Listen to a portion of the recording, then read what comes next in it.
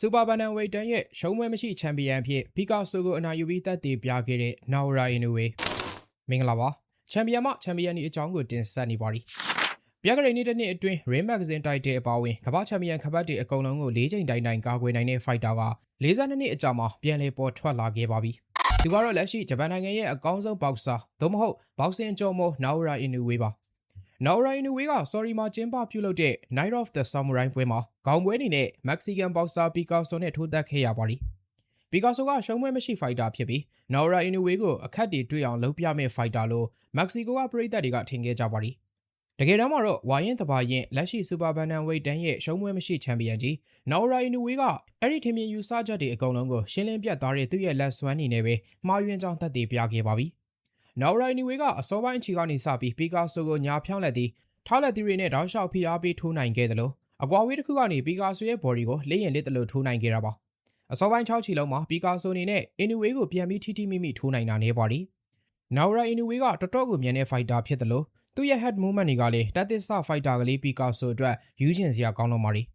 ကြည့်နေတဲ့ကျွန်တော်တို့တော့နော်ရာအင်နူဝေရဲ့အရှောင်တိန်အဝင်အထွက်တက်ရက်ပုံကိုကြည့်ပြီးအံ့ဩရတဲ့အထီပါပဲ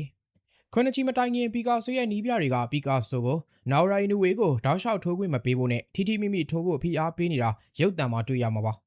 ဒီလောက်ဆိုနော်ရာအင်နူဝေဘလောက်မြန်တယ်လဲခံမှန်းမိကြပြီထင်ပါတယ်နော်ရာအင်နူဝေကပီကာဆိုရဲ့ body ကို share night ရှင်တဲ့အတွက်တချို့အခြေတွေမှာလိုက်ဖို့လုပ်ပါတယ်ဒါပေမဲ့ပီကာဆိုရဲ့ပင်းလက်သီးတွေနဲ့ white လက်သီးကိုအင်နူဝေအနေနဲ့ cover ပြန်လုပ်တဲ့အနေနဲ့ AC ထိချက်အသာယူပြီးထိုးသွားတာပါ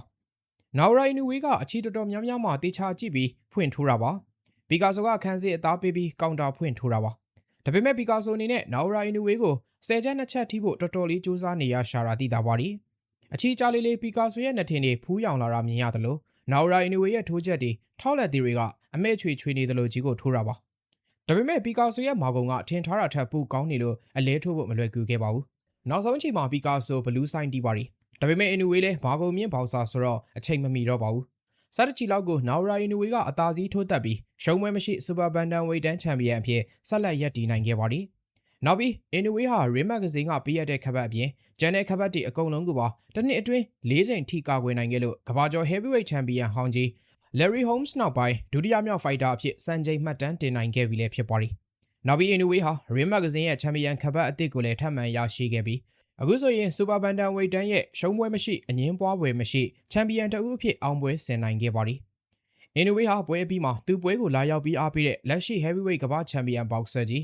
Alexander Usyk ကိုကျေးဇူးတင်စကားဆိုခဲ့ပြီးဒီပွဲမှာအလဲမထိုးနိုင်ခဲ့ပဲထင်သလောက်ထိုးမပြနိုင်ခဲ့တာကိုနှိမ့်ချသောအနေနဲ့တောင်းပန်စကားဆိုခဲ့ပါသေးတယ်။ Usyk ကတော့ပွဲမပြီးခင်မှာအင်နူဝေရဲ့ကြန့်ခိုင်မှုနဲ့အမြန်နှုန်းကိုချီးကျူးခဲ့တာတွေ့ရပါသည်။ပီကာဆိုကိုဘဲဥကွဲအောင်လှုပ်ပြခဲ့တဲ့နော်ရာအင်နူဝေအတွက်ဒါဟာစူပါဘန်ဒန်ဝိတ်တန်ရဲ့ခပတ်အားလုံးကို6ကြိမ်ကာကွယ်နိုင်ခဲ့တာဖြစ်ပြီးလာမယ့်နှစ်ထဲမှာလေဝိတ်တန်တက်လာတဲ့တနိုင်ငံနေသား fighter ဂျန်တိုနာကာတာနီနဲ့ဂျပန်နိုင်ငံမှာထိုးသက်သွားဖို့ရှိနေတယ်လို့စူပါဘန်ဒန်ဝိတ်တန်ကိုတက်လာမယ်ဆိုရင်စူပါဖလိုင်းဝိတ်တန်ကချန်ပီယံလေးဗန်ရိုဒရီဂွက်စ်ကိုလည်းထိုးသက်သွားမယ်လို့ပြောခဲ့တာတွေ့ရမှာဖြစ်ပါတယ်